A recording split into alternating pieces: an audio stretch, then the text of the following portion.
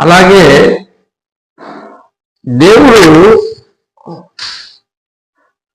ఒక్కోసారి మనకు అనిపిస్తుంది, దేవుడు మనం విడిచిపెట్టాడా, నేనంటే చిరాకేసిందా, చేతి వేసానా, లేకపోతే విరక్తి చెందానా అని మనకున్న సమస్యను బట్టి అవి పెరుగుతా ఉంటే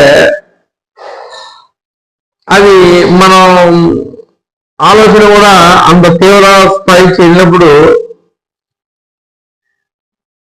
అలాంటి మాటలు వచ్చేస్తూ ఉంటాయి.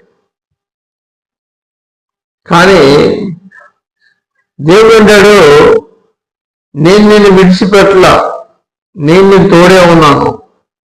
మరి తోడే ఉంటే మరి ఏంది ఈ కష్టాలేంది, ఈ ఇబ్బందులేంది, ఈ బాధలేంది అంటే యేసుకు తోడే ఉన్నాను అన్నాడు.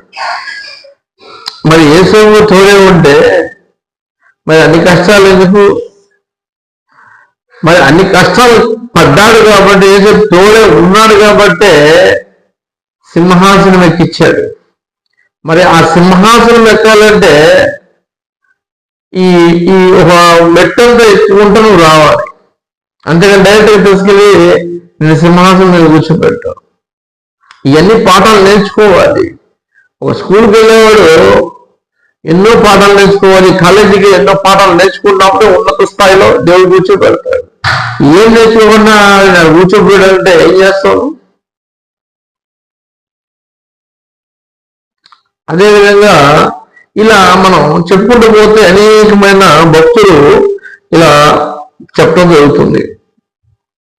వాళ్ళ యొక్క ఆలోచనల విధానములు మనకంటే ఉన్నతమైనవి, 10 రెట్లు ఉన్నతమైనవి. ఎందుకంటే మనం ఆ కాలంలో మనం ఎందుకు పుట్టించలేదు అంటే అంత శక్తి మనకు లేదు, అంత బలం మనకు లేదు. కాబట్టి మనం బలహీనులు కాబట్టి ఇప్పుడున్న ట్రెండ్ ప్రకారంగా మనల్ని ఇక్కడ మనం ఉంచాడు.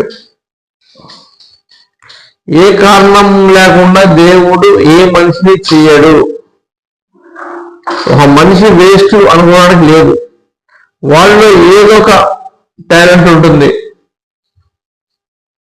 అది దేవుడు తెలుసు. ఏ టైంలో ఎంత మోతాదులో ఎంతవరకు మనం బయటికి తీయాలో దేవుడు తెలుసు. ఆ టైం వచ్చేదాకా మౌనంగా ఉండాలి.